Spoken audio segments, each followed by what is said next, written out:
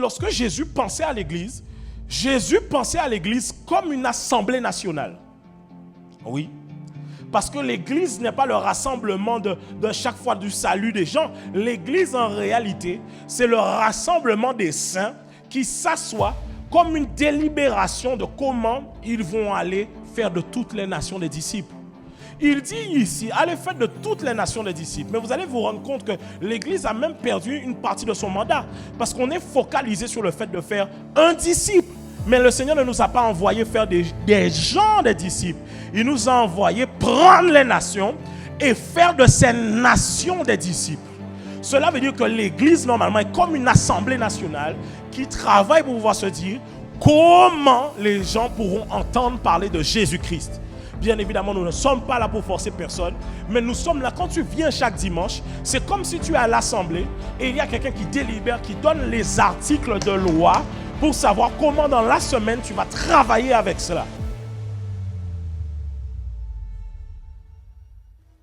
Et qui était là la semaine dernière? Tu étais là la semaine dernière. C'était quoi le titre de la semaine dernière? C'était quoi? C'était quoi? Il y en a, vous savez pas qu'on est titre. Qu'est-ce que ça veut dire? C'était quoi la semaine dernière? Que veut dire concrètement être en Christ? Est-ce qu'on est ensemble? Et on avait pris un verset de base la semaine dernière, c'était dans 2 Corinthiens 13:5, je crois. 2 Corinthiens 13:5, si je me rappelle bien. 2 Corinthiens 13:5. 2 Corinthiens 13:5. Et on va le prendre en version Summer. Et vous allez voir, c'est sur quel état d'esprit qu'on a pris cette série-là. Et on peut le lire ensemble. 1, 2, 3. Il dit, faites donc vous-même votre propre et examinez-vous pour voir si vous vivez.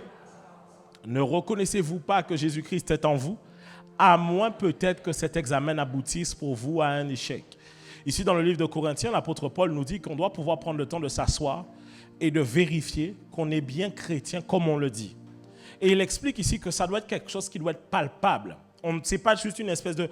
en mode, non, moi je suis chrétien, ça va. Non, c'est vraiment, tu es chrétien et on doit retrouver des preuves. Il dit, à moins que peut-être que cet examen aboutisse pour vous à un échec. Même dans la version parole de vie.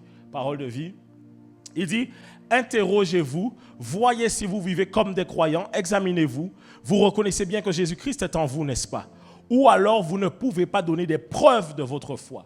Cela veut dire qu'on a des preuves que l'on peut mettre sur la table pour pouvoir dire que l'on est réellement chrétien. Ce n'est pas juste « je suis chrétien ». Vous connaissez beaucoup de vidéos de gens sur les réseaux, si vous êtes souvent sur les réseaux, où on fait des micro-trottoirs et on dit aux gens « est-ce que vous êtes chrétien? Vous êtes de quelle confession ?» La personne dit « chrétienne ». Ok, vous connaissez des versets de la Bible? Citez-moi un verset par cœur. Non. Mais un chrétien, c'est quoi? La personne ne sait même pas définir c'est quoi chrétien. Se dit chrétienne simplement parce que mes parents m'ont amené à l'église, on m'a baptisé quand j'étais bébé. C'est ça là qui implique que je sois chrétien. Mais ce n'est pas vrai. Et c'est ce qu'on a vu la semaine dernière. On est ensemble. On a vu que chrétien, ce n'est pas AOP, mais c'est quand même une appellation d'origine protégée. Ce n'est pas un fromage, mais ça va. Ça s'en rapproche. Dans le sens que, quand je dis ce n'est pas un fromage, ça ne s'en rapproche pas du tout. Mais ça veut dire qu'il y a des critères qui nous permettent de pouvoir dire que, bon, tu connais AOP ou pas? C'est peut-être si tu ne connais pas AOP, tu peux...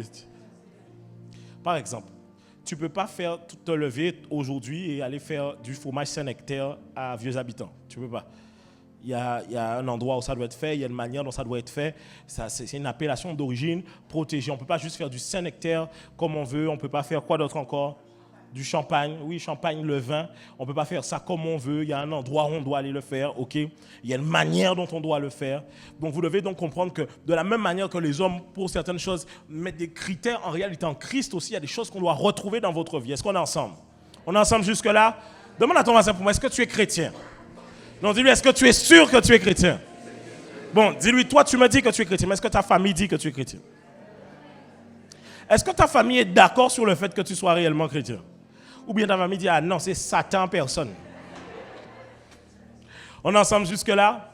On a pris le verset. Vous pourrez vraiment le voir encore à la maison. 2 Corinthiens 13:5. Alors, ce matin, j'ai commencé du coup un message intitulé « Devenez un disciple de Christ » ou « Devenez disciple de Christ ». Devenez disciple de Christ. Dis ça à ton voisin, dis, deviens disciple de Christ. Oh! Alors ce matin, je vais prendre quelques points d'introduction que j'ai vus ce matin. Mais en fait, c'était un long message que je n'ai pas pu finir au premier culte.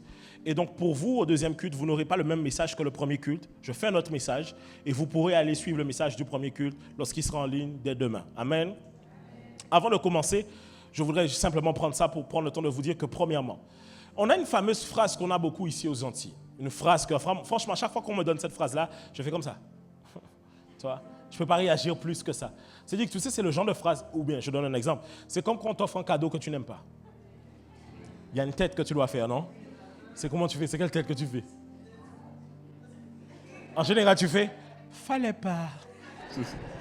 Est-ce qu'on est ensemble? Change. Des fois, on fait fallait pas. Ou on fait une tête en mode on est content. On te dit tu es content? Oui. Oui, non. C'est le geste qui compte. On a une phrase qu'on me dit, et à chaque fois qu'on me dit, je suis mal à l'aise parce que j'ai envie de sauter sur la phrase, tu vois. Mais je dis non, calme-toi quand même, sois doucement. Et souvent, on me le dit. Et des fois, même quand, je vous donne un exemple. Hein, par exemple, quand vous amenez votre famille à l'église et qu'ils me croisent des fois dans le bâtiment de l'église, ils me disent cette phrase-là. Donc, je suis gêné. Je me dis, bon, c'est leur première fois, je ne vais pas quand même les choquer alors qu'ils viennent d'arriver. La fameuse phrase, c'est « Pasteur, alors c'était excellent aujourd'hui. » Bon, après, moi, je suis croyant, mais non pratiquant. Une phrase qui ne veut rien dire. Rien dire. Comment? Bon, en fait, ça veut tout dire, mais je n'ai pas envie que tu sois de ce côté-là. J'arrive. On a dit 2024, c'est amour et... On est ensemble jusque-là. On va y aller pas à pas. Quand tu dis que tu es croyant et non pratiquant, ça veut dire quoi concrètement? C'est comme si quelqu'un dit, je suis footballeur, mais je ne footballe pas. Je suis cuisinier, mais je ne cuisine pas. Je suis coiffeur, mais je ne coiffe. Ça n'a pas de sens de dire je suis croyant, mais non pratiquant. Bon, maintenant, ça a un sens, mais j'espère que ce n'est pas ton sens. Tu es prêt? Dis avec moi, pasteur, je te pardonne. De toute façon, même si tu es fâché, ce n'est pas moi, c'est la Bible. Jacques chapitre 2, verset 19. Il dit quoi? Jacques 2, 19. On peut lire ensemble. 1, 2, 3. Tu crois?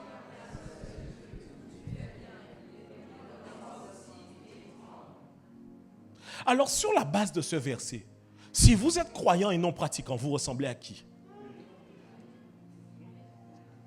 C'est une simple question que je vous pose. Je ne vais pas vous donner la conclusion, vous répondez par vous-même.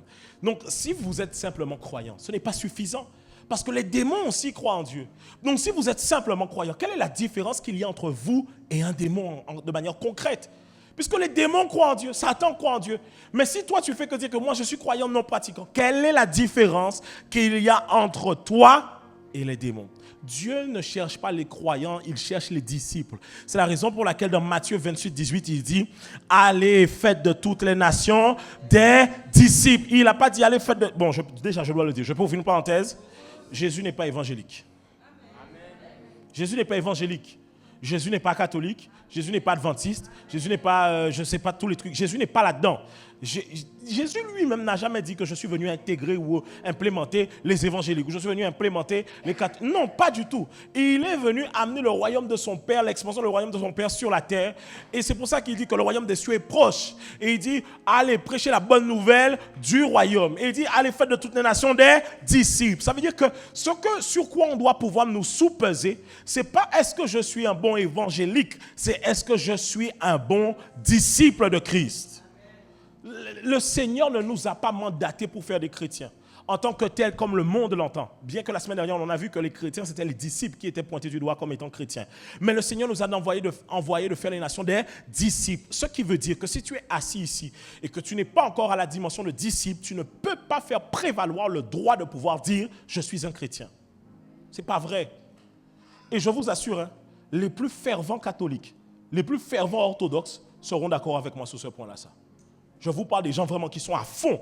Ils vous diront non, c'est pas comme ça. C'est juste que par les mœurs et par la société, on a dilué un peu les choses pour que ce soit un peu mieux accepté. Parce qu'on s'est demandé, mais est-ce que les gens vont... Les amis, la parole de Dieu ne change pas pour nous et pour nos habitudes et pour notre vie à nous-mêmes. C'est nous qui devons changer notre vie pour l'adapter à la parole de Dieu. Maintenant, pose la question à ton voisin. Tu es chrétien? Tu es sûr?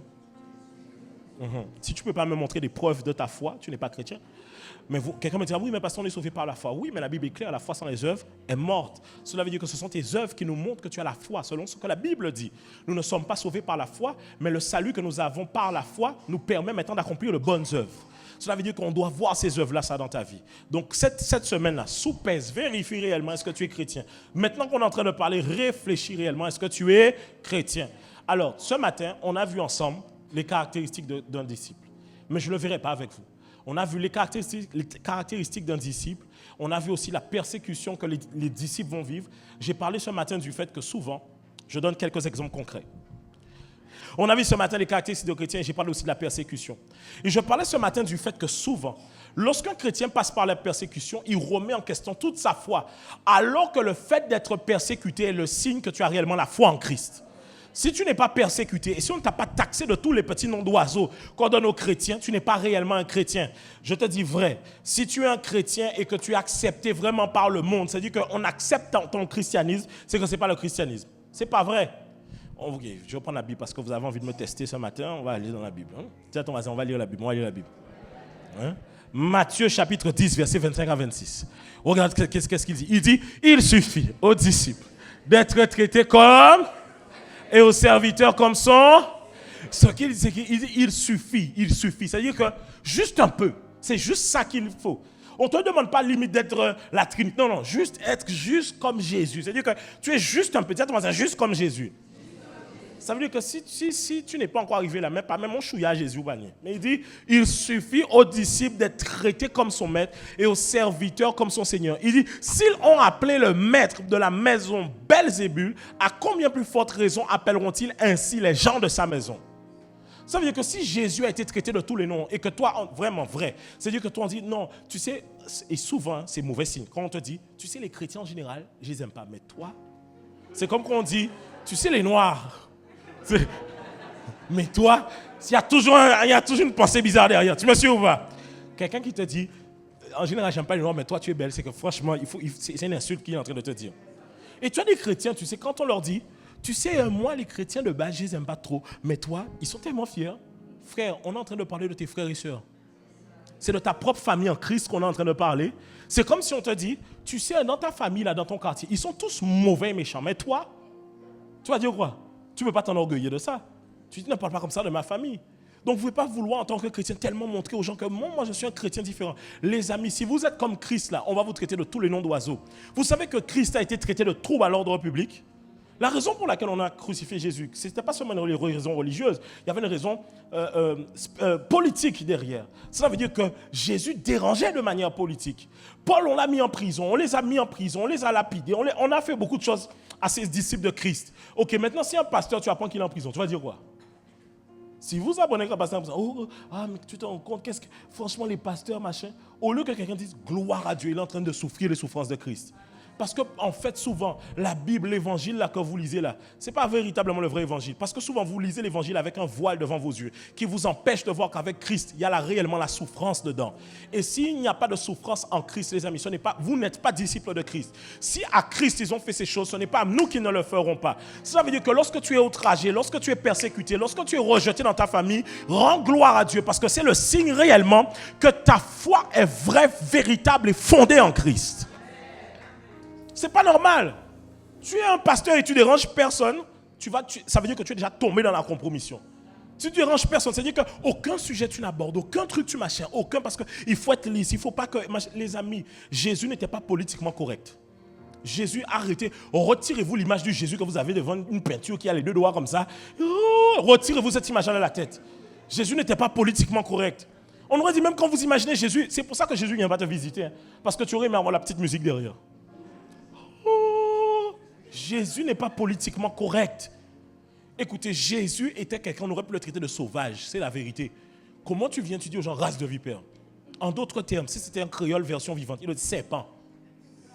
Oui, Jésus aurait parlé comme ça aux gens, serpent. Jésus, comment Jésus peut, il arrive à autant être aussi dur des fois comme ça? Parce que des fois on a une mauvaise conception de qui il est. Et lui-même il le dit, Jésus même le dit. C'est pourquoi, quiconque me confessera devant les hommes, je le confesserai aussi devant mon Père qui est dans les cieux. Mais quiconque me reniera devant les hommes, je le renierai aussi devant mon Père qui est dans les cieux. Ne croyez pas que je sois venu apporter la paix sur la terre. Je ne suis pas venu apporter la paix, mais l'épée, car je suis venu mettre la division entre l'homme et son Père. Bon, attendez, vous allez lire avec moi, parce que sinon vous n'allez pas... Vérifie dans ta Bible papier si c'est ce qui est marqué. Il dit quoi? Car je suis...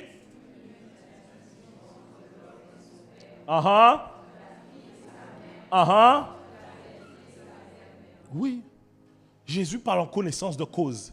Il sait que quand tu vas m'accepter là, tes parents, je ne parle pas de moi, je parle comme si je suis Jésus. Pour ne pas prendre cette vidéo-là, faire un montage. Ok. Je parle de Jésus. Jésus, il dit, si tu m'acceptes moi, tes parents te rejetteront. Si tu m'acceptes moi, le monde te rejettera. Si tu m'acceptes moi, on te taxera de tous les noms. Et de plus en plus, ça va devenir grave. En fait, il y a une espèce d'ingérence de la foi des gens.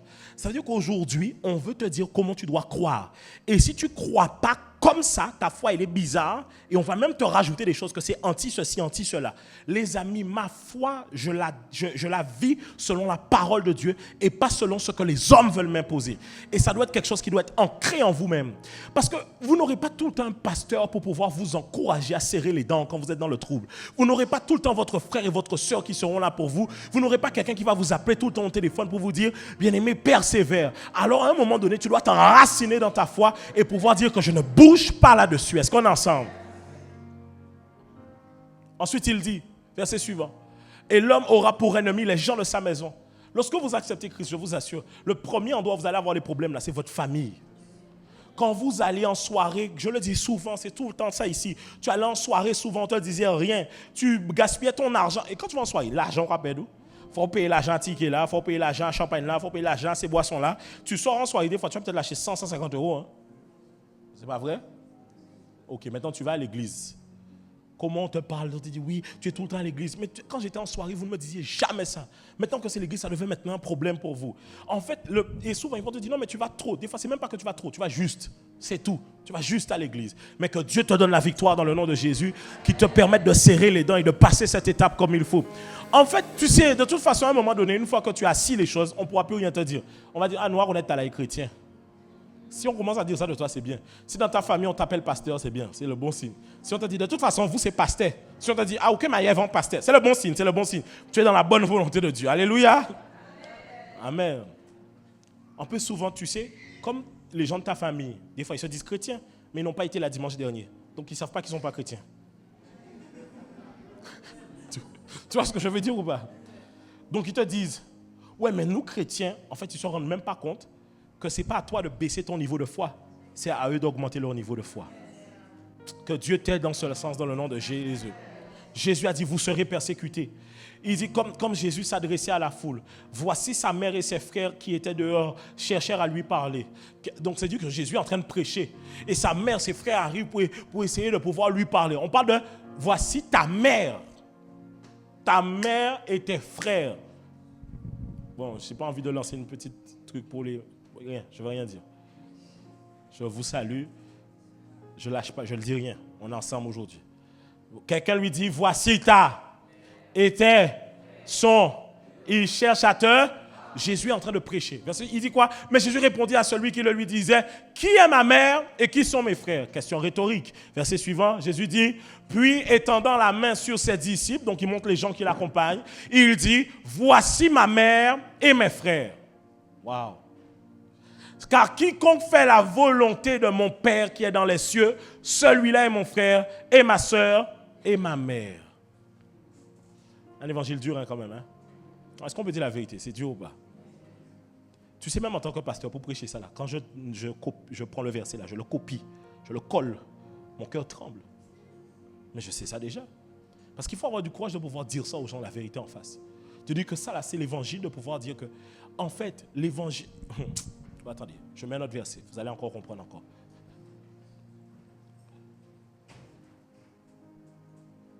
Mets-moi Matthieu 10, 37. Matthieu 10, 37. Matthieu 10, 37. Matthieu 10, 37. Mais on va découler. Hein. Regardez. Il dit quoi?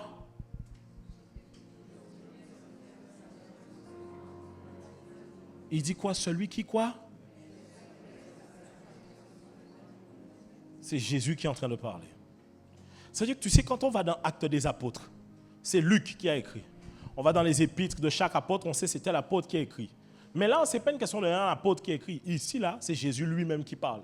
Et Jésus dit, si tu aimes ton Père plus que moi, tu n'es pas digne de moi. Si tu aimes ta mère plus que moi, tu n'es pas digne.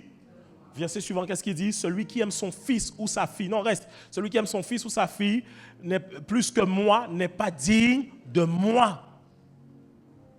Vous voyez que en fait, quand tu comprends réellement qu'est-ce que Jésus enseignait, tu te dis que, oh, il fallait me prévenir avant. Hein?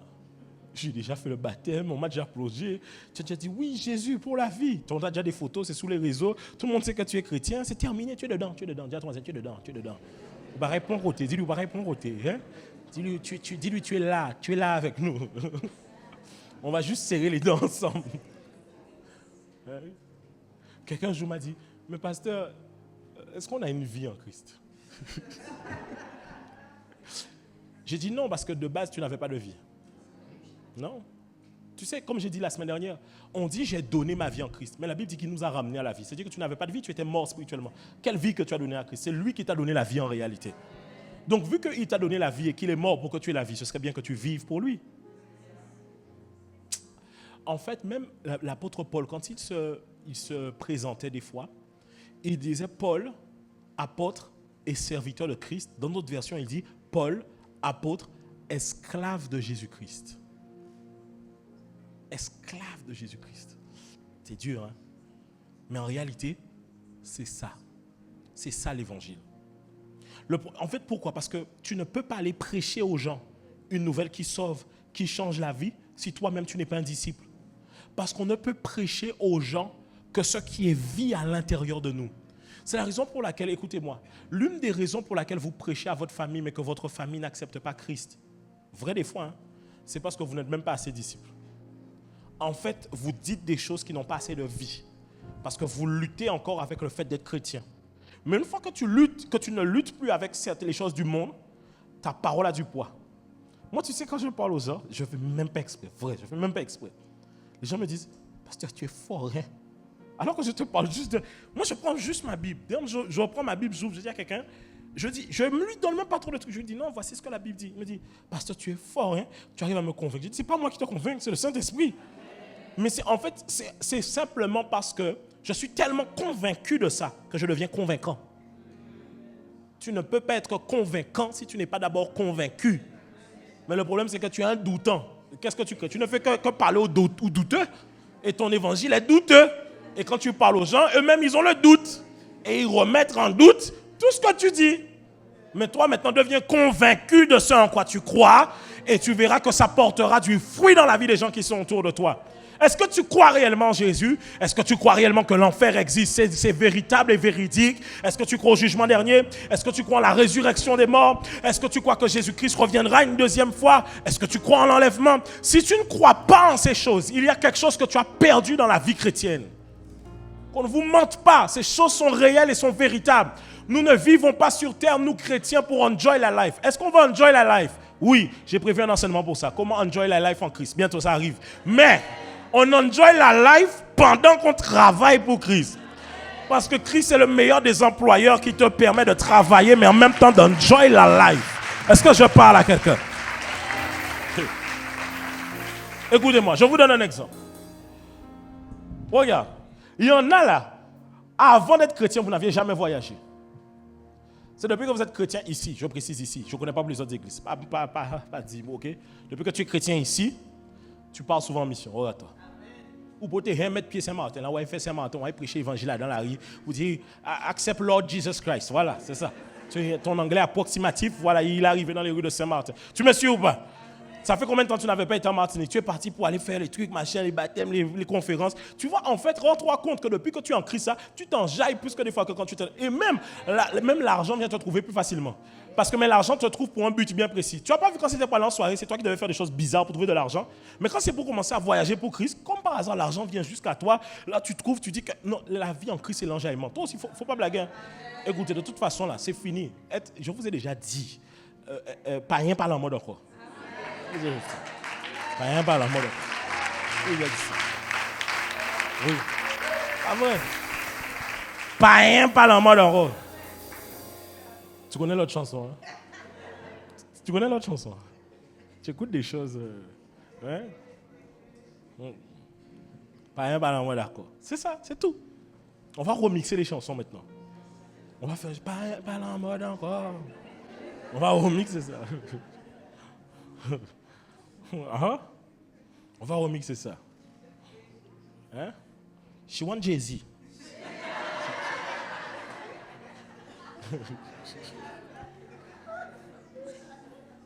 She want Jésus-Christ est Seigneur. Ok, bon, laisse ça. On va remixer ça. Non, ne remixez pas ça. Oh Dieu. Bon, vous pouvez remixer. Allez, remixer. Vous savez que l'apôtre Paul a fait ça. Hein? Un jour, l'apôtre Paul arrive dans une ville et c'était une statue qui était érigée au Dieu inconnu. Et il y avait tout un poème autour de ce Dieu-là. Et l'apôtre Paul arrive, il dit, oh, habitants de telle cité, vous qui cherchez qui est ce Dieu inconnu, je vais vous le présenter. Il reprend le poème, change les paroles et présente Jésus-Christ. Il dit au Dieu inconnu que vous ne connaissez pas, son nom véritable, c'est Jésus-Christ. Tu vois, Paul avait la stratégie. C'est ça qu'il faut faire, il faut faire les bouillons en Christ. C'est vrai, hein? Non, il ne faut pas blaguer. Ne prenez pas. Il faut faire les bouillons en Christ. C'est ça que les jeunes écoutent. Il faut leur mettre ça dans la tête. Comme ça, il met ça dans sa voiture au fond. Les gars du quartier disent, mon gars, c'est quoi le truc? Quand il écoute, attends, Jésus. Ou payer le braquet, ou voler, moi, Dieu, lui, Jésus, car ou vin. Ah, c'est pas ça. Et voilà. Est-ce qu'on est ensemble, mon gars? Il faut ça. Tu crois que quand tu vas aller sur le bloc évangéliser quelqu'un, quand tu vas aller avec ton toi seul est digne, tu vas faire quoi avec ton toi seul est digne là? Toi seul est... On va te braquer là-bas. On va te braquer là-bas, tu vois, Tu vas ressortir ici. Ouais, pasteur. Je te dirais, heureux ceux qui sont persécutés pour l'évangile. Non. Bon, je ne peux pas. Le vrai enjaillement est en Christ. Est-ce qu'il y aura la persécution? Oui. Mais en fait, Jésus nous assure qu'en même temps, il y a l'enjaillement dedans aussi. Ça veut dire quoi? Je profite en même temps. Oui, je profite en même temps. Parce que c'est la bénédiction de l'Éternel qui enrichit et qui ne se fait suivre d'aucun chagrin. On est ensemble? Dis à ton voisin, tu seras persécuté. Il dit Matthieu 5, 10. Heureux ceux qui sont persécutés, je te le dis, heureux ceux qui sont persécutés pour la justice, car le royaume des cieux, si tu es persécuté, le royaume des cieux est à toi. Vis la persécution, ça fait du bien. Il dit, heureux serez-vous lorsqu'on vous outragez, c'est comme critiquer quelqu'un, mais lui dire des choses pour le déranger, le mépris. Tu sais, l'outrage, c'est comme les insultes, les critiques, le mépris, tout mélangé. C'est une manière de faire, ok? C'est pas, par exemple, on t'a frappé. Non, quand on t'a outragé, c'est genre, en mode, on t'a mal parlé, on t'a insulté, on t'a critiqué. En fait, on était contre heureux, sois heureux. Il y a une bénédiction qui est attachée pour toi. Il dit ensuite quoi? Heureux lorsqu'on vous outragera, que lorsqu'on vous persécutera et qu'on dira faussement de vous toutes sortes de mal à cause de moi. C'est-à-dire que lorsqu'on va mentir sur toi, quand on ment sur toi, tu dis, ouais, j'aime bien. On dit, ouais, c'est toi le mauvais. Tu dis, oui. Tu connais la vidéo, on dit, vous êtes raciste. Il dit, oui, je suis raciste. Ok, il faut faire pareil. Tu es mauvais? Oui, je suis mauvais, oui. Tu es un sorcier? Oui, abracadabra. D'ailleurs, je te donne un exemple. Il y a des gens, même si tu leur dis la vérité, tu sais, maintenant, les gens disent, l'information me plaît, donc j'y crois. C'est ce que les gens disent maintenant, c'est à la mode maintenant. C'est vrai que c'est faux, mais ils disent, l'info me plaît, donc j'y crois. Tu sais qu'il y a des gens qui choisissent de croire des choses, même si elles sont fausses. Quand quelqu'un te dit, ouais, on nous a dit que tu fais sorcier, fais ça comme ça devant lui. Ouh! Non, dis-lui, il faut lui montrer il faut lui dire que mais oui, des fois il faut dire ça, mais oui, c'est vrai. Tu es tout le temps avec moi. Et je vous dis tout le temps ça. C'est quand même bizarre que des fois ce sont des gens qui sont le plus avec toi, qui apprennent les infos de gens qui ne sont pas avec toi. Comment tu peux aller croire des choses de gens qui ne sont pas avec moi alors que toi tu es le plus avec moi? Normalement, quand tu entends ça, c'est toi-même qui peux annuler ce que tu as entendu. C'est pour ça que j'ai dit ça en Martinique. Mon problème, ce n'est pas ceux qui parlent contre toi. Ce sont tous ceux qui ne parlent pas en ta faveur. On peut avancer. Bon, maintenant, ce que je voulais voir en réalité avec vous, au deuxième culte, c'est quel est le rôle de l'Église locale dans ce processus? À quoi sert l'Église? À quoi sert le fait d'être membre dans une église? Parce que vous avez déjà entendu les gens qui disent est-ce que si c'est toi, tu peux même lever la main, c'est pas grave. Est-ce que vous avez déjà entendu les gens qui disent je suis chrétien, mais moi je crois qu'il n'y a pas besoin d'aller à l'église? Lève la main. Tu as déjà entendu ça là? Lève la main. Baisse la main. C'est toi qui disais ça, lève la main. Tu sens venir, hein? Tu n'as pas envie de lever la main, hein? Ok. Ce sont des bêtises. Tu sais, des fois, je trouve que nous, chrétiens, on est trop, je vais dire la vérité, on est trop orgueilleux. On est trop orgueilleux. C'est vrai, hein, on est orgueilleux. Tu sais, on a une espèce de, des fois, nous les chrétiens, surtout quand on lit un peu la Bible, orgueil où on croit mieux connaître que. Tu vois? Alors c'est vrai qu'il fut un temps où il y a des pasteurs, donc, sincèrement, même les pasteurs ne connaissaient pas beaucoup la Bible. Et tu peux avoir des gens à l'église qui ne connaissaient pas, qui connaissaient des fois mieux. Mais guys, vous n'allez pas m'avoir sur ce genre de sujet-là, ça. L'église, là, c'est Jésus-Christ qui l'a mis en place. C'est Jésus-Christ qui a donné les 5 ministères. Il a donné les 5 ministères pour un but, on va le voir aujourd'hui. Le truc, c'est que souvent, vous avez une espèce d'orgueil qui arrive à vous faire croire que vous pouvez mener une vie en Christ sans jamais aller à l'église. Je ne parle pas d'avoir des temps où tu as quitté un lieu, tu ne sais pas où aller. Pour l'instant, tu restes à la maison, le temps de trouver un lieu, tu vas fréquenter de temps en temps une église. Je parle à quelqu'un ou pas? Ça arrive, des périodes de transition. Mais les gens là qui aiment vous dire, oui, mais moi je suis chrétien, je n'ai pas besoin d'aller à l'église, ça n'existe pas, les amis. C'est comme quelqu'un qui dit, je suis footballeur professionnel, je ne vais pas au centre. Quand je dis le centre, je parle de centre de formation, centre d'entraînement. Ce n'est pas normal. D'ailleurs, les photographes, quand ils veulent prendre un footballeur en photo, ils vont où? Au centre d'entraînement, parce qu'ils savent que c'est là qu'on trouve un footballeur. Mais un chrétien, on le trouve où? C'est tout à fait normal, en fait. Alors, même si l'église, que tu es le dimanche ou le samedi, peu importe, un chrétien dans sa tête, vrai, je vous assure, hein, il y a un truc qu'un chrétien doit mettre dans sa tête, c'est que le dimanche, là, c'est pour le Seigneur. Vous savez, la tradition n'est pas mauvaise. Elle est mauvaise quand elle va à l'encontre de la parole de Dieu. Mais il y a des fois, vous devez être traditionnel. Parce que des fois, c'est la tradition qui vous maintient quand vous n'allez pas bien. Pourquoi? Il y a des dimanches, tu n'as pas envie d'aller à l'église. Mais la force de la tradition te fait te lever et aller à l'église. La tradition veut dire quoi? Le fait d'avoir répété quelque chose, c'est devenu une routine pour toi. Oui, tu dois avoir une tradition de pouvoir aller à l'église. Est-ce que maintenant, des fois dans la vie, on peut rater un dimanche pour aller en vacances, se reposer? Oui, ce n'est pas ce que je veux dire. Mais ce que je veux dire, c'est qu'il y a des choses à l'intérieur de toi qui doivent rester régulées. Parce qu'au moment difficile, tes émotions voudront bouger beaucoup de grandes décisions. Mais si tu es bien régulé dans ta vie, il y a des choses que tu ne bougeras jamais. Il y a des choses que tu ne bougeras jamais. Alors aller à l'église, c'est important. Dis à ton voisin, c'est important. D'ailleurs, quand tu dis « j'ai pas besoin d'aller à l'église », tu es en train de dire à ton voisin « j'ai pas besoin de toi ». Parce que l'église n'est pas que le bâtiment. L'église, c'est nous tous qui nous composons l'église. Nous sommes le corps de Christ. Cela veut dire que si tu ne vas pas à l'église, tu ne peux pas être avec nous. Et si tu ne vas pas à l'église, je vais maintenant appuyer, tu ne peux pas être un disciple de Christ. On peut avancer dans notre message. Et quel est le rôle de l'église dans ce processus? Premier point. Jésus a mandaté l'église pour ça. C'est aux disciples qu'il a dit, allez, faites de toutes les nations des disciples. Cela veut dire que il y a un lieu. Dis avec moi, il y a un lieu. Dis avec moi, il y a un lieu. Coupe un moment. Il y a un lieu où tu peux aller pour te diriger, pour aller à l'église. Il y a un lieu dans lequel je me rassemble. Église, ça vient du terme grec ecclésia. Ecclésia qui veut dire assemblée. Donc en réalité, lorsque Jésus pensait à l'église comme une assemblée nationale. Oui. Parce que l'église n'est pas le rassemblement de chaque fois du salut des gens. L'église, en réalité, c'est le rassemblement des saints qui s'assoient comme une délibération de comment ils vont aller faire de toutes les nations des disciples. Il dit ici, allez faire de toutes les nations des disciples. Mais vous allez vous rendre compte que l'Église a même perdu une partie de son mandat. Parce qu'on est focalisé sur le fait de faire un disciple.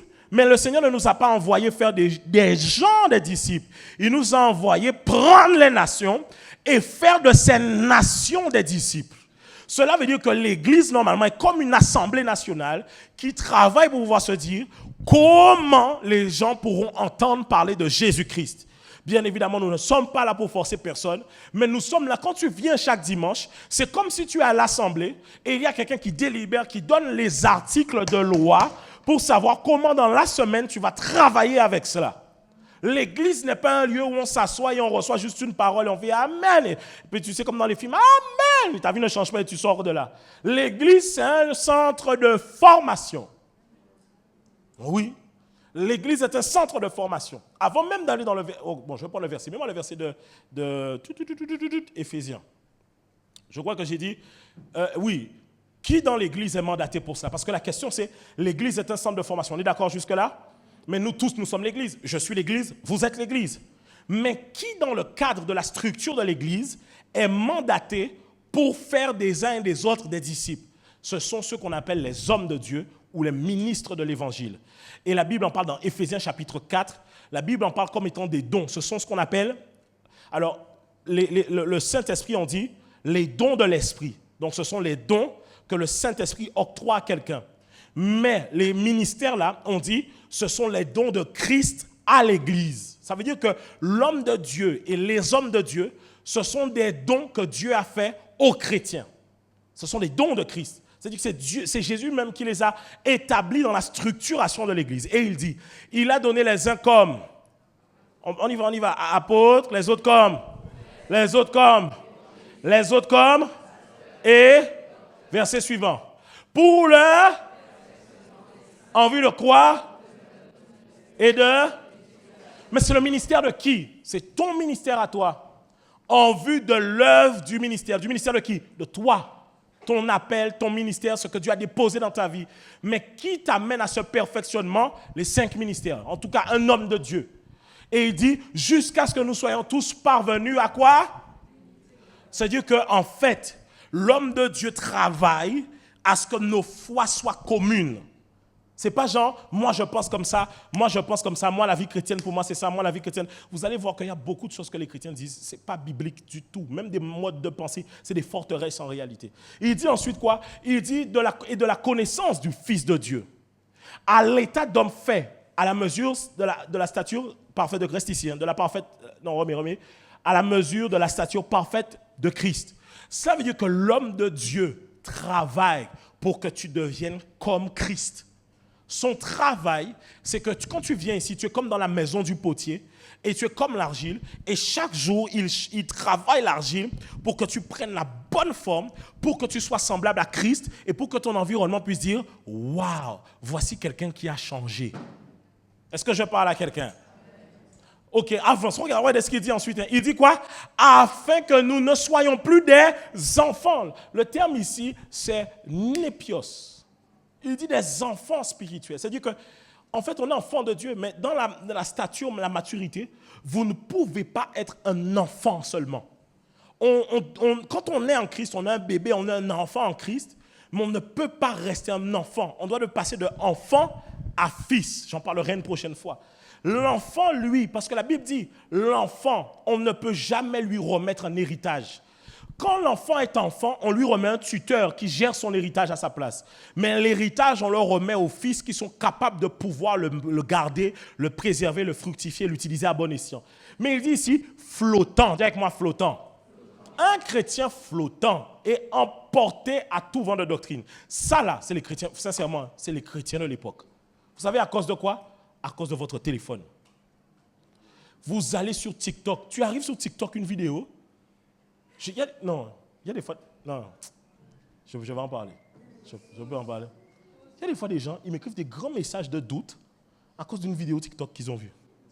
Ils me prennent la vidéo TikTok, ils m'envoient la vidéo TikTok. Ils me disent, ah, Paul, tu en penses quoi? Parce qu'en fait, il dit ça. C'est qui ton pasteur? Donc maintenant, c'est TikTok qui t'enseigne. Mais les amis, si c'est TikTok, vous allez entendre beaucoup de choses sur TikTok là. Oh, TikTok, surtout TikTok. TikTok, hein? Tu vas devenir TikTok. Oui, c'est vrai. TikTok, les bêtises qu'il y a là-dessus. Sur TikTok, il y a des gens qui vont te dire, David avait peut-être un penchant vers les hommes parce qu'il aimait un peu... Oui, sur TikTok, il y a ça. Oui, il y a ça. Oui, c'est-à-dire que TikTok va t'amener à en plus, hein, l'algorithme, il voit quelles sont les vidéos que tu aimes bien. Il voit c'est les bêtises. Donc, quand tu swipes, il te met que les bêtises comme ça. Il prend un groupement, tu sais, l'algorithme, hein, qui sont les chrétiens bizarres. Il prend un groupement de chrétiens bizarres et il dit, tiens, le contenu que tu apprécies, où on dit des bêtises, où on dit que des trucs comme ça. Tu as des gens, ils peuvent recevoir un enseignement quand on leur montre vraiment que c'est biblique et ça porte du fruit dans ta vie. C'est pas seulement c'est biblique, mais tu vois que ça porte du fruit dans ta vie et tu remets en question tout ce que tu as reçu à cause d'une vidéo sur Instagram. Oisimo. Ah non. Tout ça de travail. Donc, des fois, tu peux faire 5 ans à l'église et 3 minutes d'une vidéo. Oh. Arrête d'être flottant et emporté à tout vent de doctrine. On te raconte un nouveau truc, une nouvelle doctrine là-bas. Oh, une nouvelle doctrine là-bas. Oh, vous aussi, les amis, quand même.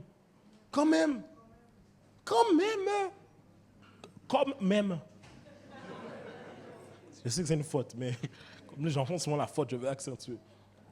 Il dit quoi? Par la tromperie des hommes, par leur ruse, dans les moyens de séduction.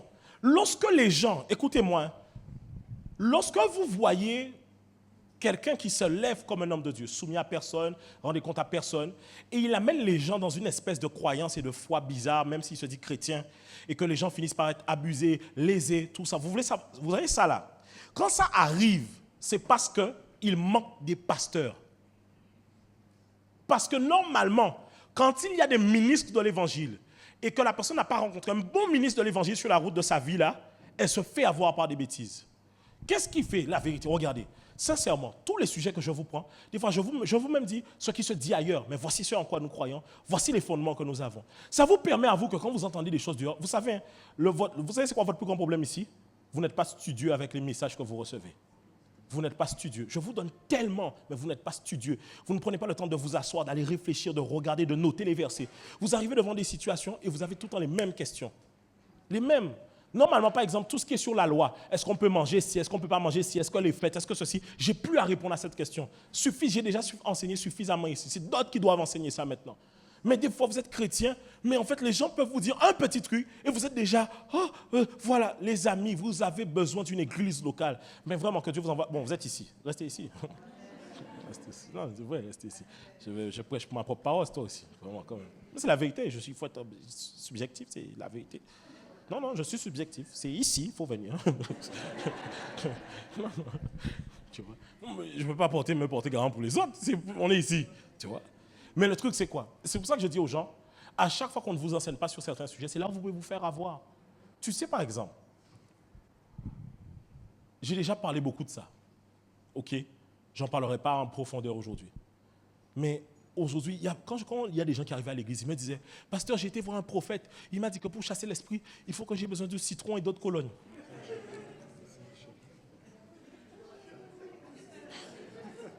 Quelle autre colonne? Saint-Michel. Donc, genre, c'est Saint-Michel qui a fait l'autre colonne même. Il est descendu du ciel, il a travaillé l'autre colonne, il a fait une fragrance, il a mis l'alcool dedans, c'est Saint-Michel, quoi. Tu vois, donc là, l'esprit, quand il voit l'autre colonne, déjà, toi, autre colonne, ça t'a fait fuir? Des fois, vous pensez que les esprits... Donc, genre, quand tu mets là et là, l'esprit fait « Ah !» C'est-à-dire que dans les centres commerciaux, il n'y a vraiment pas d'esprit, parce qu'il y a toujours des rayons d'ail. Vous imaginez? Mais les amis, en fait, il y a beaucoup de gens, c'est comme ça qu'ils ont pris de l'assurance. Bon, il y en a des fois, vous prenez tellement d'assurance que vous voulez m'enseigner, moi qui vous enseigne. Mais bon, ça c'est autre chose. On parlera de ça dans une autre conférence. Donc, je dis que, franchement, il y a des choses sur lesquelles on t'a déjà enseigné ici. Tu sais ce que la Bible dit là-dessus. Attache-toi à ça. Et tu as besoin de l'Église. Pour le perfectionnement. Ça veut dire que le Seigneur a mandaté l'Église pour que, au travers des enseignements. C'est pour ça que quand on met un programme à l'Église, les amis, vous qui ne venez pas en semaine, vous n'arrivez jamais à devenir des disciples parce que vous ne rentrez pas dans le processus que l'on vous donne.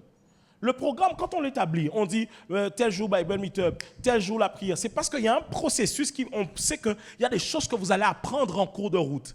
Mais si tu ne fais pas ça, je vous assure, combien de gens j'ai déjà reçu en rendez-vous? Votre seul souci, c'est que vous n'aimez pas l'enseignement. Vous n'aimez pas l'enseignement. Même, regardez, quand je fais des dimanches où j'enseigne là, je sens que je dois lutter avec vous. Si je viens, je commence à prêcher. Vous tous, vous allez commencer à prêcher. Ouais. Mais quand j'enseigne, regardez-moi, vous êtes calme. Parce que vous butez avec. Pourquoi?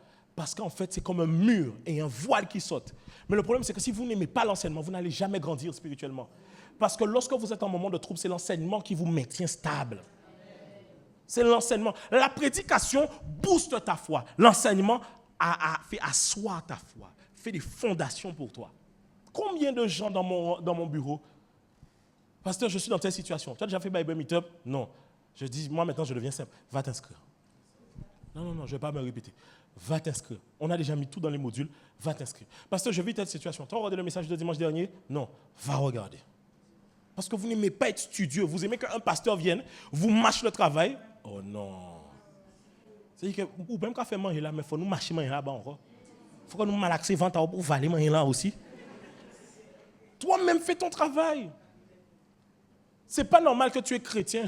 J'ai enseigné ça. Je te donne un exemple. Si je viens, je dis, c'est quoi l'expiation?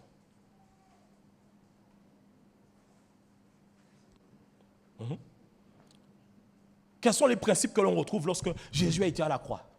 L'échange divin qui s'est passé. C'est quoi? De quoi la Bible parle-t-elle? Quel est le sujet principal de la Bible? Quelles sont les prophéties qui ont été données dans l'Ancien Testament sur Jésus? J'ai déjà dit ça aussi. Pourquoi on appelle Jésus fils de David? J'ai déjà dit ça aussi. J'ai enseigné tout ça. Mais tu ne peux pas y répondre. Pourquoi? Parce que tu t'assois chaque dimanche comme un inconsidéré. Inconsidéré, ça veut dire quoi? En fait, tu ne considères pas ce que l'on met devant toi. Et en fait, c'est comme si tu es là. Hein. Tu entends, mais tu n'écoutes pas. Écoutez, là, il faut s'asseoir, il faut dire, il faut analyser, il faut noter, il faut rentrer à la maison, il faut méditer dessus. Normalement, c'est pour ça que l'apôtre Paul disait, vous devriez déjà être des maîtres, mais vous en êtes encore au lait. La seule raison pour laquelle des fois il y a des messages que je trouve, vous pensez que je suis obligé de revenir à un message comme celui-ci? Bon, je dois le faire parce qu'il y a des nouveaux, mais je vous explique, regardez. Un message comme aujourd'hui, je dois le prêcher parce qu'il y a beaucoup de nouveaux à l'église. Mais pourquoi je dois le prêcher un dimanche? Parce que les nouveaux ne vont pas à Bible Meetup.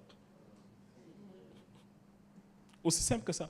Mais si chacun rentre dans son processus, chaque dimanche, je viens avec des messages pour vous cogner l'estomac ici. Ouais. Tu aimes bien quand on a des cultes spéciaux, je viens, je décortique la parole. Mais je ne peux pas faire ça tout le temps. Parce que quand je vais t'éblouir avec un truc, c'est waouh, la révélation. Mais quand tu reparles le lundi, c'est la révélation. Tu l'amènes comment devant ton collègue Martin là? Tu l'amènes comment? Hein? À perpétuité, la Pâque était sur. Tu l'amènes comment devant ton collègue? Tu as besoin de messages où je te ramène dans les fondements pour pouvoir les appliquer dans ta vie de tous les jours. Dis à ton voisin, sois un disciple. Dis-lui, sois un disciple. L'Église est là pour le perfectionnement des saints. C'est ce qu'on appelle les douleurs de l'enfantement. L'apôtre Paul en parle. Lorsque, par exemple, l'église de Galate, je prends le cas, et c'est ce qui s'est passé à Galate. L'église de Galate est une église où l'apôtre Paul a beaucoup investi de son temps, des enseignements, il a beaucoup donné. Mais sauf que l'église de Galate, ils ont reçu à un moment donné. Je pose la question, on est sauvé par quoi? Au moyen de... On est sauvé par... Au moyen de la... Ok. On est d'accord là-dessus? Est-ce que nous sommes sous la loi? Nous ne sommes plus sous la loi. Nous sommes dans la dispensation de la foi. On a déjà vu ça ici. L'apôtre Paul a pris le temps de prêcher aux gens Jésus-Christ. L'apôtre Paul lui-même, qui était certes juif, mais je crois aussi de nationalité romaine. Il a pris le temps aux gens d'enseigner Jésus-Christ, l'évangile. Sauf que l'église de Galate s'est retrouvée dans une situation difficile. On peut aller voir ensemble? Ok. Je vous donne le verset.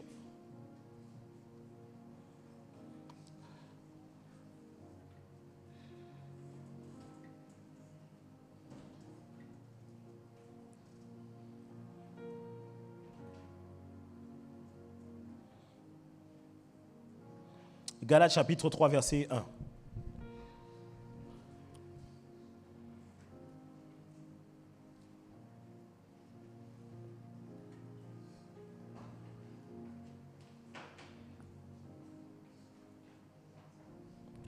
Regardez.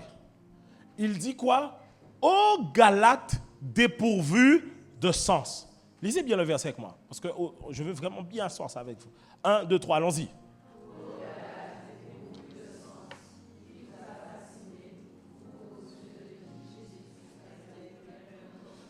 Change-moi la version. Je ne sais pas, mets-moi une autre version, Semeur ou parole de vie.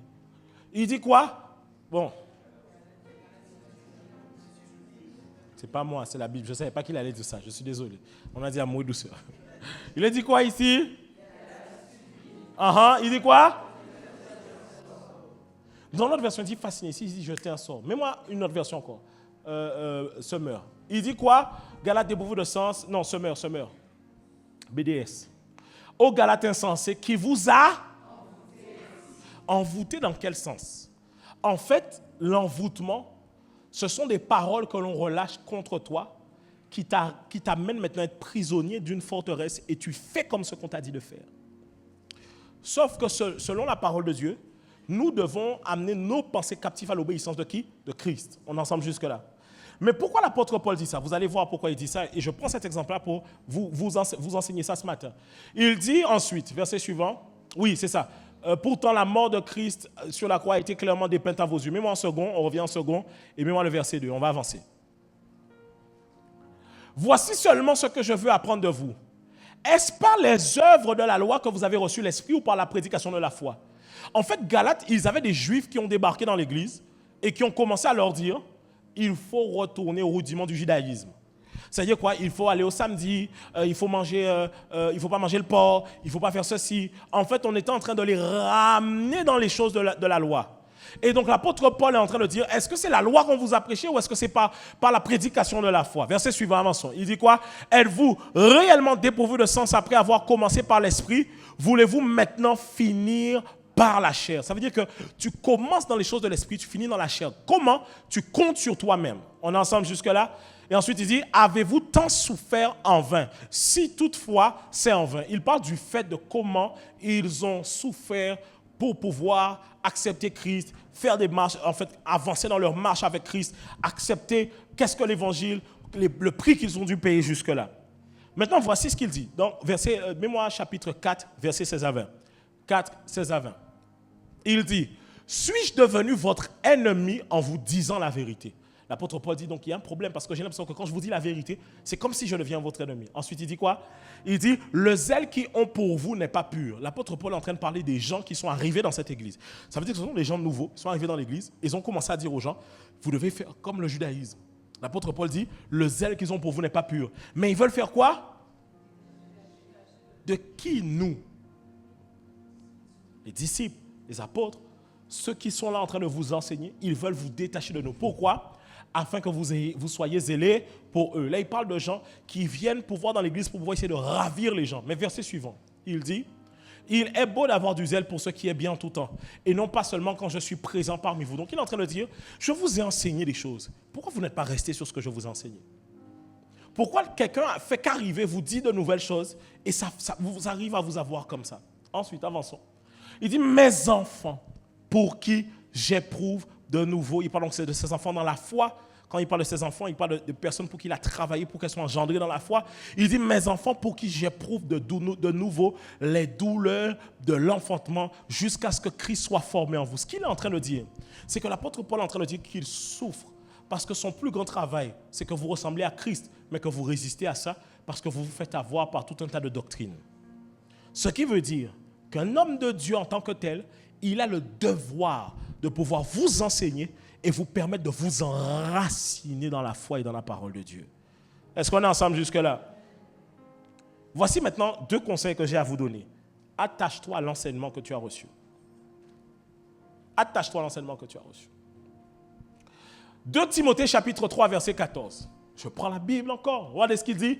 Il dit, toi, demeure dans les choses que tu as apprises et reconnues certaines, sachant de qui tu les as apprises. Donc il dit, demeure dans les choses que tu as apprises, sachant que tu... Ok. Il dit, dès ton enfance, tu connais les saintes lettres qui peuvent te rendre sage au salut par la foi en Jésus-Christ. Avançons. Il dit, toute écriture, vous connaissez ce verset, est inspirée, utile pour enseigner, pour convaincre, pour corriger, pour instruire dans la justice. Afin que l'homme de Dieu soit accompli et propre à toute bonne œuvre. On y va. C'est le dernier. Il dit ensuite, donc il dit non, juste avant, mais moi juste avant. Toute écriture est inspirée de Dieu, utile pour enseigner, pour convaincre, pour corriger, pour instruire dans la justice. Et là, on retombe sur le 17, afin que l'homme de Dieu soit accompli. Dis avec moi qu'il soit accompli. Mais moi maintenant, remets-moi le verset 14. Verset 14. Toi, demeure dans les choses que tu as apprises, deuxièmement, et reconnues certaines. Ensuite, il dit quoi? Sachant de qui tu les as. Non, reste là. Sachant de qui tu les as apprises. Voici un autre souci que je rencontre souvent avec les chrétiens. Parce que j'ai parlé tout à l'heure de TikTok, n'est-ce pas? J'ai parlé d'Instagram, j'ai parlé de tout ça. Maintenant, j'ai un deuxième souci. Pasteur, toi tu dis qu'on devrait éviter au maximum de s'embrasser avant le mariage. C'est ce que je dis. Oui, c'est ce que je dis. Tu sais pas quoi c'est ce que je dis? C'est bizarre si tu sais pas c'est ce que je dis. C'est un principe simple. Si ils sont beaux, à un moment donné, ils ont beau 1 fois, ils ont beau 2 fois, 3 fois. Après, 4e fois, la raison qu'ils fait. Ils ont beau encore. C'est comme si tu me dis tous les lundis ou lundi, tu veux manger sardine. Tu vas manger sardine vraiment lundi prochain? À un moment donné, on commence à dire, pour mettre ma bola là, faut mettre ma saveur en bola, mettez moi bave, mettez moi bien, fais ça. Ben oui. C'est pas vrai? Pourquoi vous aimez faire semblant comme ça? J'aime tellement pas ça, Tim. Vous faites tellement les... Oh là là, les chrétiens. Oh là là. Hein? Par contre, lorsque vous faites les bisous, là, vous faites pas semblant, là. Hein?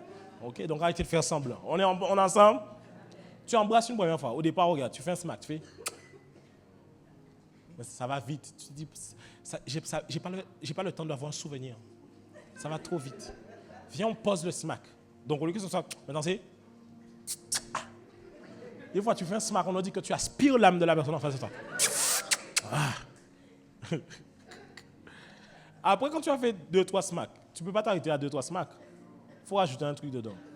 Mais oui, il faut rajouter un petit truc. Tu sais, c'est comme quand tu fais du colombo. Tu as fait du colombo pendant 10 ans. À un moment donné, quoi mettre en pisse dedans. Je donne un exemple. Peut-être qu'on va mettre feuille à menthe dedans, peut-être. Un petit côté fraîcheur, un petit côté basilic. Mais parce que tu as l'habitude de faire ça pendant 10 ans. Est-ce que tu me suis ou pas? À un moment donné, ça te gaze. Donc, il faut rajouter maintenant, hop, la partie qui te sert à parler là. Normalement, tu parles en langue rokotolo, mais maintenant, là, tu utilises ça pour faire autre chose. Que Dieu t'aide. Bon, maintenant, quand tu arrives à ça, et tu as fini d'explorer tous les... Tu sais s'il y a une dent qui loche ou pas, machin, tu es au courant de ça. D'accord. Une fois que... Oh, mais là, on va faire à part. Hein? Parce que tu viens... Oh, mais là, c'est à dent, pas ni oh. Il faut dire, oh. On est ensemble? Mais tu t'arrêtes pas là. Je crois mettre en main, mais si on mettre main lundi, mardi, à un moment donné, mais là pas assez, il faut aller plus loin. Et puis après, c'est comme ça que vous inventez des expressions. On est tombé, c'est pas vrai. Ils ont jambé de l'eau ensemble. On est ensemble? Donc moi je dis que on s'embrasse pas avant le mariage. Vous m'avez déjà entendu dire ça? C'est pas nouveau. Ok. Maintenant, vous savez que, par exemple, Pasteur Marcelo, lui, il dit qu'on peut faire des bisous. Oui, Pasteur Marcelo dit qu'on peut faire des bisous. Sanctification. Je n'ai pas dit que c'est un problème. J'ai dit que c'est ce qu'il dit. Bon, maintenant, toi, tu fais quoi? Pasteur, tu as dit qu'on ne peut pas faire des bisous, mais le pasteur m'a dit, laisse-moi tranquille. Si tu veux aller faire des bisous, va à la compassion. Mais quand tu as renaissance, renais pour ne pas faire de bisous. Alléluia. Alléluia. Alléluia. L'apôtre Paul est clair. Il dit, attache-toi à l'enseignement que tu as reçu et reconnu certains. Et il dit en plus de ça, et reconnu certains, il dit, sachant de qui tu les as appris. Ça veut dire quoi? Attache-toi à ce que tu as reçu, mais rappelle-toi aussi qui t'a appris ce que tu as reçu. Attache-toi à ça. En fait, pourquoi je vous dis ça? Les amis, quand vous êtes dans une église locale, Dieu vous donne un régime alimentaire spirituel. Maintenant, si vous allez manger dans tous les restaurants de la ville, vous finirez par faire quoi? Une intoxication alimentaire. C'est comme ça que certains vous êtes intoxiqués spirituellement, mais vous n'avez pas d'où est-ce. Mais c'est normal, tu as pris un message là. À la fin, tu ne sais même pas quoi faire de ta vie. C'est comme ça. Et aussi, faites attention, tu sais, il n'y a pas beaucoup de gens qui peuvent avoir un droit de parole de la part de Dieu sur ta vie. Imagine, moi, je te dis, bien-aimé. Bon, moi, j'éviterai de te dire ce genre de choses. Mais imagine, je te dis ça. Mais j'éviterai. Bien-aimé, le Seigneur te dit d'aller en Chine. Ton prophète sur qui tu te connectes en Zoom là, hein? Tu suis les Zooms là où il déclare sur ta vie à 23h. Lui te dit, bien-aimé, je ne sais pas pourquoi je prends cet accent là. Mais... non. Je suis en train de voir une nouvelle dimension de quoi, Stan? J'ai dit que tu vas aller aux États-Unis. Donc moi je t'ai dit tu vas aller en Chine. Lui t'a dit quoi? Tu te connectes avec un prophète qui vient du Venezuela. Mi hermano. Comment dis-je vois encore? Yo bear. Hein? Yo beo, ok. Tu vas partir bientôt. Il faut changer ça. Le Seigneur m'a dit de te dire, tu vas aller au Mexique. Bon, maintenant, te voilà le mardi. Je vais en Chine, aux États-Unis, au Mexique. Tu as vu l'état de ta vie?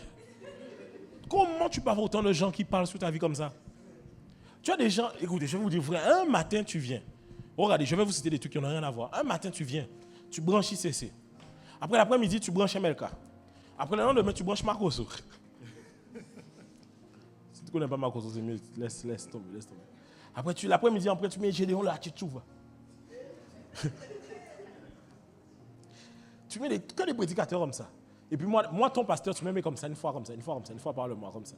Une fois par le mois, tu entends ma voix, c'était mon message pour vous. Une fois comme ça. Une fois dans le mois. Te voilà, tu es perdu à l'église, tu ne sais plus quoi faire. Tout un tas de personnes qui te disent comment mener ta vie. Sauf que tu es dans un endroit, le Seigneur t'a amené dans un lieu, avec quelqu'un qui est en train de cuisiner pour toi, qui est en train de faire un pain chaque dimanche matin. Toi, tu veux aller, on te donne un pain avec des céréales qui viennent ici, bien propres, bien frais. Tu vas aller manger un pain qui vient d'ailleurs parce que tu dis que non, c'est ça. Sauf que ce que tu ne te rends pas compte, c'est qu'une divergence d'enseignement t'étirera dans tous les sens et tu n'avanceras nulle part. Parce que quand il faut avancer, il faut pouvoir avoir un enseignement établi à l'intérieur de soi-même qui me donne une direction. C'est la raison pour laquelle la Bible dit 2 hommes peuvent-ils marcher sans se mettre d'accord. Tu ne peux pas avancer avec Dieu dans un couloir où regardez, à chaque couloir, il y a un enseignement reçu. C'est ce que, quand vous voyez par exemple, vous dites que j'ai cité plusieurs pasteurs là. Imaginons, j'ai cité ICC et MLK. Ces 2 pasteurs, ils prêchent l'évangile, d'accord, mais c'est 2 couloirs différents. C'est 2 manières de faire différentes. Est-ce que ça veut dire que l'une est bonne, l'autre est mauvaise? Non. On peut avoir son avis sur chacun. J'ai mon avis, on peut avoir son avis sur chacun. Mais est-ce que ça veut dire que quand tu es là-bas, tu es en enfer, là-bas, tu... Non, c'est pas ça. C'est que chacun a un couloir. Mais chaque couloir a un enseignement. Sauf que, je te donne un exemple.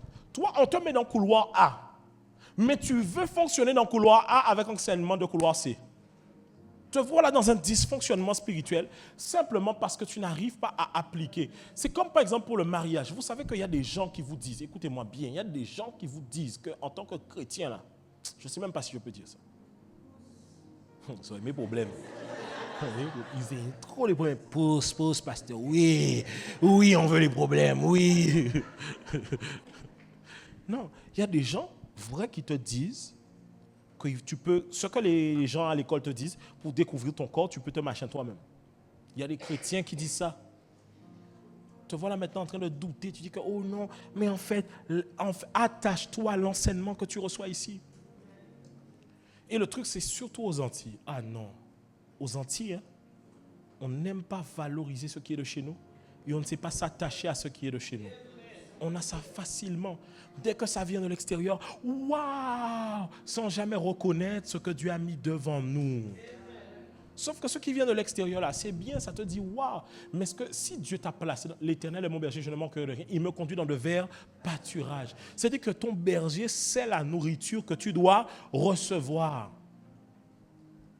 C'est pour ça que des fois, quelqu'un me dira, pasteur, est-ce que tel homme de Dieu, tu le recommandes? Je dis non. Pas parce que l'homme de Dieu est mauvais, mais cet enseignement-là, ça, tu n'en as pas besoin. Ça va créer quelque chose à l'intérieur de toi qui va faire des dysfonctionnements ici. Pourquoi? Parce que tu vas arriver, tu vas dire, ouais, mais la Bible dit ça. Je dis, mais qui t'a enseigné ça comme ça? Et tu sais, ça se voit hein, quand quelqu'un est dans un lieu, mais qui ne ressemble pas au lieu. Dans la vie, il faut aller dans le lieu là où tu sais que Dieu t'envoie. Si ce n'est pas ici que Dieu t'envoie, je te donne un exemple. Tu es ici là. Tu aimes bien l'église, mais tu n'aimes pas les enseignements, tu n'aimes pas la prédication. Va chez le pasteur chez qui tu aimes bien. Pourquoi rester ici? On aura toujours des problèmes, toi et moi. Parce qu'en fait, ton comportement ne va jamais aller en adéquation avec ce qu'on enseigne. Et tu auras même des problèmes avec les gens. Parce que tu serais énervé de voir les gens appliquer les enseignements que je donne. Mais va là où toi-même tu aimes bien. Est-ce que je parle à quelqu'un? Dis à ton voisin, attache-toi à l'enseignement que tu as reçu. En fait, c'est pas... Parce que, regardez, l'apôtre Paul dit... Pourquoi là, c'est bizarre que l'apôtre Paul dise ça quand même? L'apôtre Paul dit, attache-toi à cet enseignement que tu as reçu. Et n'oublie pas de qui tu l'as reçu. Mais pourtant, l'apôtre Paul lui-même dit, un a semé, l'autre a arrosé. Mais l'apôtre Paul sait très bien que Timothée, je te place dans un champ que j'ai travaillé. Ce champ-là est habitué à mes enseignements et à ma voix. Si tu viens commencer à mener à ce champ-là ça, d'autres choses que je ne t'ai jamais dit, il va y avoir dysfonctionnement dans leur croissance. C'est la raison pour laquelle même lorsqu'il y a extension d'église, ce n'est pas qu'à Renaissance Martinique ou Saint-Martin, il y a des choses qui vont être prêchées que je ne prêche pas ici. Ce n'est pas normal. Pourquoi? C'est un champ bien précis. Et on prêche ce qu'il y a comme couloir là où Dieu t'a établi. Est-ce que je parle à quelqu'un? Regardez, est-ce que par exemple, tu me vois ici le dimanche, j'arrive, je vais, comment faire? Ainsi parle l'Éternel. Il y a des personnes qui font ça, Je ne fais pas ça. Tu ne peux pas commencer à venir faire ça ici. Pas, si tu fais ça ici, ça veut dire que tu n'es pas au bon lieu. Va dans le lieu où on fait, ainsi parle l'Éternel. Va là-bas, là où on fait ça. Est-ce que j'ai dit que là-bas c'est mauvais? Non, mais va là-bas où on fait ça. Il y a des choses que vous voyez que je ne fais pas. Tu vois, par exemple, ça m'arrive de faire des choses, mais il y a des choses sur lesquelles je ne parle pas en live pour tout et n'importe quoi. Je me régule pour certaines choses. Donc tu dois te dire juste que, en fait, est-ce que ce que je fais ressemble à là où je suis? Et il n'y a que nous, des fois, que ça dérange, des fois les chrétiens. Mais quand tu pars dans le monde, tu sais appliquer ça bien comme il faut. Quand tu arrives dans ton entreprise, tu connais ce qu'on appelle culture d'entreprise. Quand tu vas au McDo, tu ne vas pas chercher un Whopper. Si tu veux un Whopper, tu vas où? À Burger King. Donc, ce que je veux dire par là, tu as reçu un enseignement là où tu es. Est-ce qu'on est ensemble? Ok, par exemple, j'essaie de trouver des trucs très particuliers. Histoire. Quand on était au début de l'église, un jour j'ai été chez quelqu'un et cette personne-là avait un gros problème. Un très très gros problème, ok? C'est vraiment un peu très très particulier. Et j'ai fait une action prophétique dans ce lieu-là, ça, chez la personne. Une action prophétique qui peut être hautement, c'est biblique, hein, c'est prouvable bibliquement parlant. Mais quelques temps après, le Seigneur m'a dit, mais ça là, tu as appris ça où ça? Cette manière de faire là, tu as appris ça où ça? Ok, est-ce que tu peux le prouver dans le Nouveau Testament? Ok. Donc est-ce que tu te rends compte que tu es en train d'agir d'une manière que tu n'es même pas sûr que ton enseignement que tu prêches arrive à le soutenir? Je dis ouais. C'était la seule fois de toute ma vie, ça m'est arrivé de pouvoir aller faire ça chez quelqu'un. Mais moi, c'était une solution extrême. Solution extrême. Et personne n'a eu besoin de me le dire. Hein. Le Saint-Esprit est venu me voir et m'a parlé. Parce qu'en fait, par exemple, vous allez voir ça ici. Est-ce que vous m'avez déjà vu prier avec l'huile d'onction? Oui. Mais est-ce que vous me voyez tout le temps prier avec l'huile d'onction?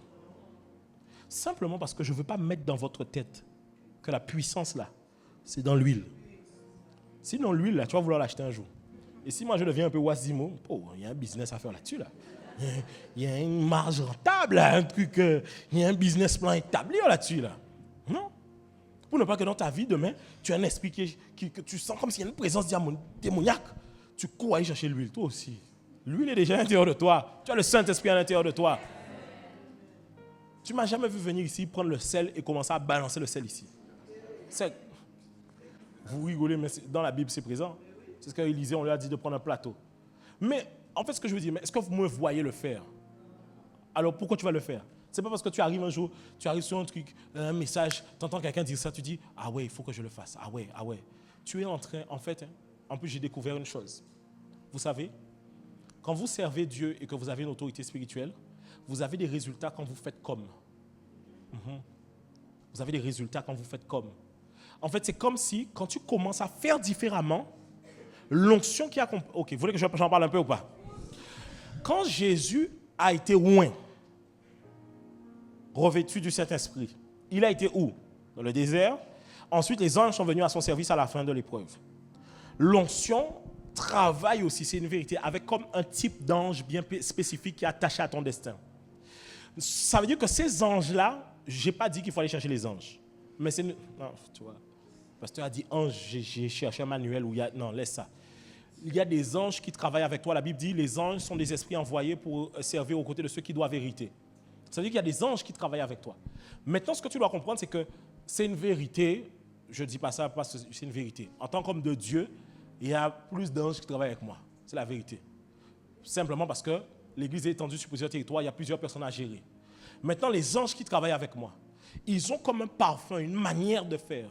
Parce que le ciel, là, ce n'est pas un petit quartier comme le quartier de chez toi et puis il y a juste ça. Le ciel, c'est vaste.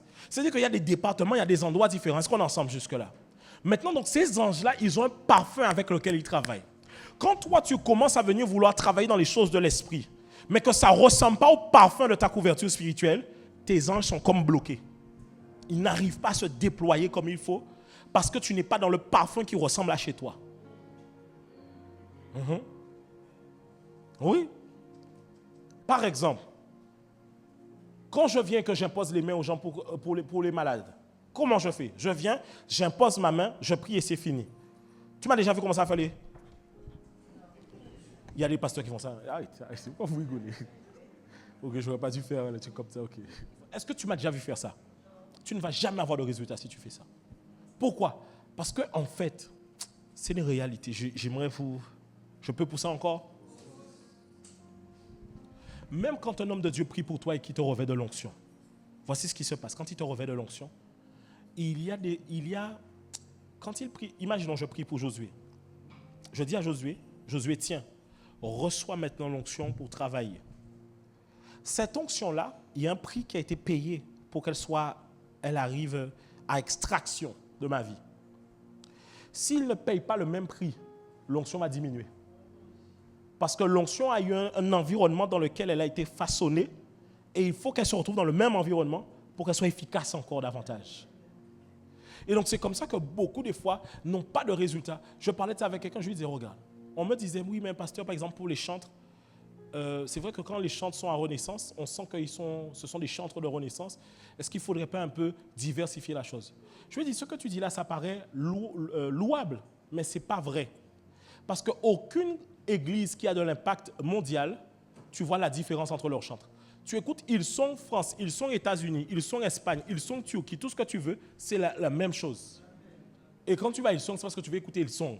Et c'est pareil, que je prends l'exemple d'ICC, tu sens quand tu entends là, tu dis, ah non, c'est une chante d'ICC, vraiment c'est ICC. Tu me suis ou pas? Parce qu'en fait, une espèce se reproduit selon son espèce. C'est-à-dire qu'il n'y a pas de reproduction dans le monde spirituel s'il n'y a pas d'une espèce spécifique selon laquelle on t'a fait. On est sur un chien donne un chiot, un chat donne un chaton. C'est comme ça que Dieu a établi les lois. Spirituellement, c'est pareil. Il n'y a pas de reproduction si ce n'est pas selon l'espèce. C'est la raison pour laquelle une église qui monte en croissance, les gens finiront par se ressembler dans leur manière de parler. Il n'y a rien de négatif là-dedans. Arrêtez de voir des choses négatives là-dedans, alors que dans votre famille, c'est pareil. Dans votre famille, vous avez les mêmes tics quand vous parlez, vous avez les mêmes façons de faire. Mais c'est normal que dans un environnement, les gens grandissent en se ressemblant. Mais si ce n'est pas comme ça, comment vous voulez que ça grandisse?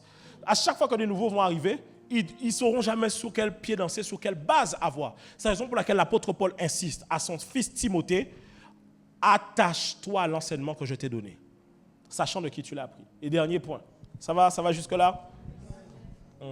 Dernier point, chaque disciple a une discipline particulière.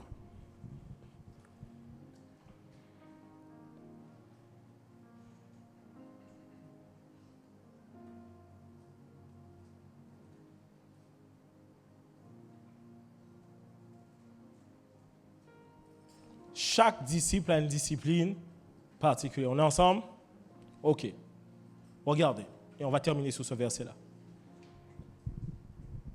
Ça va? Tu prends les notes? C'est coriace, hein? Prends les notes.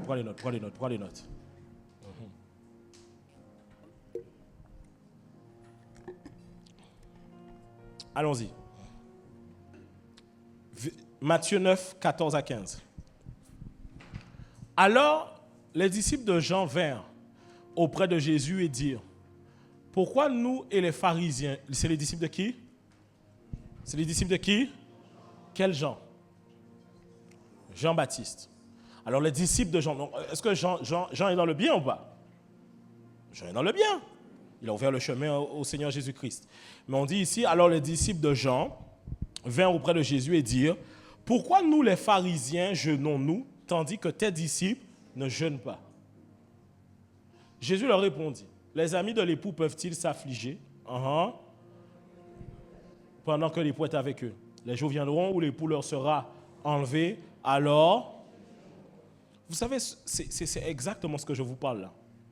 On vient voir Jésus en lui disant, pourquoi nous, les disciples de Jean, les disciples des pharisiens, ils jeûnent, et vous, les disciples de Christ là, vous ne jeûnez pas? En d'autres termes, ils sont en train de leur dire, faites comme nous.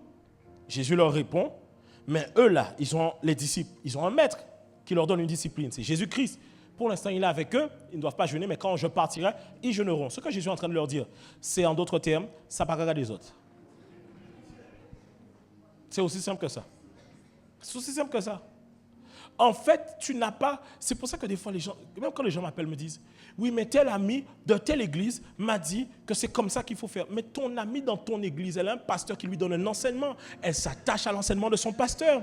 Mais toi, tu es un pasteur. Comment toi, tu n'arrives pas à dire, oui, c'est vrai, ton pasteur a dit ça, mais mon pasteur, voici ce qu'il nous a dit. Et c'est aussi simple, on ne fait pas plus de désordre que ça.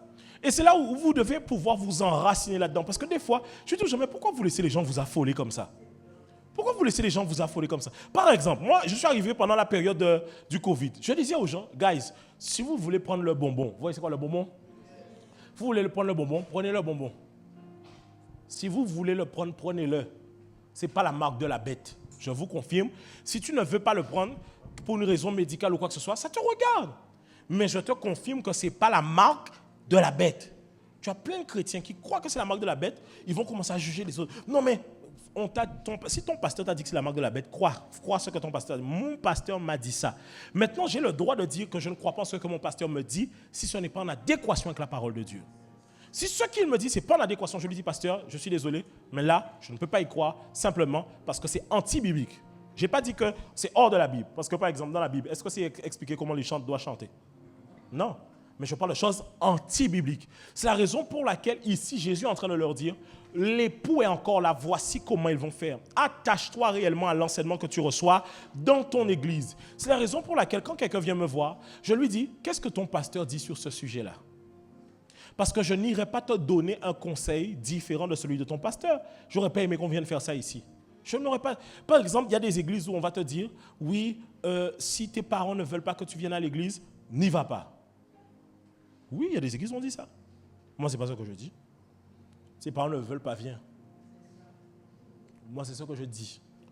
Parce que je prends le verset qui dit, enfants, obéissez à vos parents selon le Seigneur. Je prends le reste du verset. Mais ça, c'est ce que je dis. Maintenant, si le voisin dit ça, pourquoi je vais aller me battre avec le voisin? Le voisin a reçu sa conviction de Dieu. Gloire à Dieu. J'ai reçu ma conviction de Dieu. Gloire à Dieu. Est-ce qu'on est ensemble? Par exemple, les baptêmes. Un pasteur un jour m'a dit, pasteur, mais vous faites les baptêmes avec des t-shirts noirs. Bon, vous savez pourquoi on fait les baptêmes en noir? Pour juste qu'on ne voit pas les sous-vêtements. C'est juste ça la vraie raison en réalité. Parce qu'il y a beaucoup de gens ici, vous portez des sous-vêtements fluo.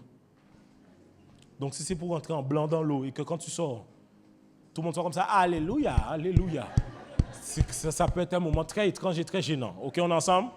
OK. Et on était en réunion, le pasteur m'a dit, mais pasteur, comprenez, si nous, on fait les baptêmes en blanc et que vous faites les baptêmes en noir, cela veut dire que vous êtes contre nous. J'étais choqué. Je vous dis vrai. À cette phrase-là, j'ai compris les problèmes que les églises ont entre elles. J'ai dit, waouh, si on est arrivé à ce point-là là pour ça, eh bien, on doit avoir beaucoup de problèmes entre nous. Ça veut dire que notre différence crée un problème entre nous. Vous ne pouvez pas simplement vous dire, parce que d'une certaine manière, pour être disciple de Christ, suivez-moi bien, si vous devez être disciple de Christ, comment vous pouvez être disciple de Christ si vous ne suivez pas quelqu'un qui est disciple de Christ? Parce que vous ne voyez pas Christ. Ça c'est du relais. Et les gens se disent, oui, mais est-ce que oui, vraiment, il y a une suite? Oui, par exemple, Irénée de Lyon. Vous connaissez Irénée de Lyon? Irénée de Lyon est un disciple de Jean. Ça veut dire qu'il y a une suite, ça se suit dans l'histoire. Donc vous devez donc comprendre que vous avez une discipline que vous recevez bien précise. Attachez-vous à cette discipline.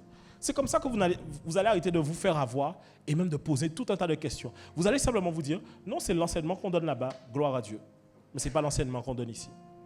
Et on vit mieux comme ça entre chrétiens. Par exemple, dans certaines églises, vous savez que les personnes mariées, quand ils sont en service, ne s'assiedent pas l'un à côté de l'autre. Dans certaines églises, quand un pasteur rentre et que le pasteur est assis devant, on ne met pas forcément sa femme à côté de lui. Hein. Oui, dans certaines églises, c'est comme ça. Dans certaines églises, par exemple, on croit que la femme n'a pas le droit de prêcher. Il ne faut pas venir me raconter que dans l'église là-bas, on croit que la femme... Ici, on croit que la femme peut prêcher. Ça s'arrête là, c'est tout. Est-ce que tu me suis ou pas? Tu dois pouvoir t'attacher à ça. Attache-toi à l'enseignement que tu as reçu. Et pour ça, tu as réellement besoin de pouvoir suivre ce processus de disciple-là. C'était mon message pour vous.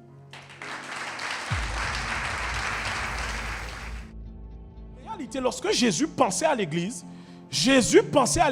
comme une assemblée nationale. Oui. Parce que l'Église n'est pas le rassemblement de chaque fois du salut des gens. L'Église, en réalité, c'est le rassemblement des saints qui s'assoient comme une délibération de comment ils vont aller faire de toutes les nations des disciples. Il dit ici, allez faire de toutes les nations des disciples. Mais vous allez vous rendre compte que l'Église a même perdu une partie de son mandat. Parce qu'on est focalisé sur le fait de faire un disciple. Mais le Seigneur ne nous a pas envoyé faire des gens des disciples. Il nous a envoyé prendre les nations et faire de ces nations des disciples. Cela veut dire que l'Église, normalement, est comme une assemblée nationale qui travaille pour pouvoir se dire comment les gens pourront entendre parler de Jésus-Christ. Bien évidemment, nous ne sommes pas là pour forcer personne, mais nous sommes là. Quand tu viens chaque dimanche, c'est comme si tu es à l'assemblée et il y a quelqu'un qui délibère, qui donne les articles de loi pour savoir comment dans la semaine tu vas travailler avec cela.